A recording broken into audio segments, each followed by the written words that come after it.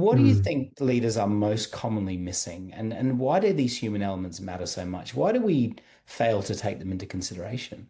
Oh, I love that question, and it's one that I have a lot of empathy for. So first, on your first point, a lot of change fails.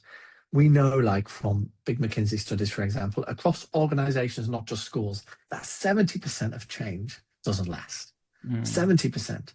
And actually, if you go into schools and look at work by, for example, Dr. James Mannion, who's done some great work on change, he would say 95% of change doesn't last beyond a couple of years in schools. This is insane. Like, if you even just Insane. look in the UK, how much money is spent on professional development a year? It's in the UK, it's £1 billion. If you then go, okay, £1 billion, but 90 to 95% of that isn't actually making an impact, that is just a colossal waste of money, waste of time. There's something going wrong.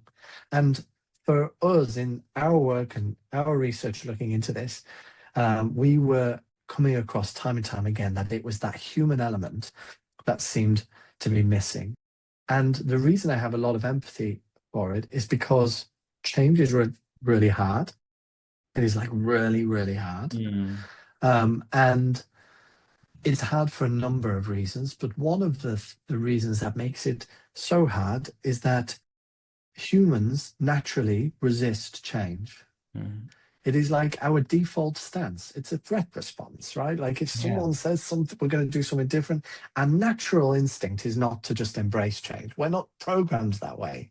So if that is the natural stance, then whenever you are introducing a change, it's going to be a challenge. So Mm. what can be so easy to do is to try and dehumanize the process, because as leaders we've got so much in our head, so many things we have to do.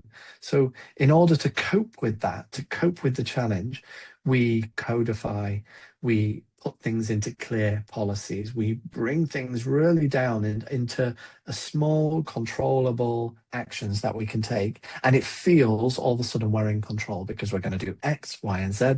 We've done our school development plan, and these are the 10 actions Mm. that are going to lead to it. These are the dates, and this is what we're going to do. And it feels all tidy, and we get to tick it off as we go. But as we find nearly every time something happens, the human element uh, causes conflict, and we don't know what to do with that. And what most happens when that challenge comes from other humans rejecting what you do or things falling apart is you go, this didn't work, let's try something else. Mm. And that is the cycle continues.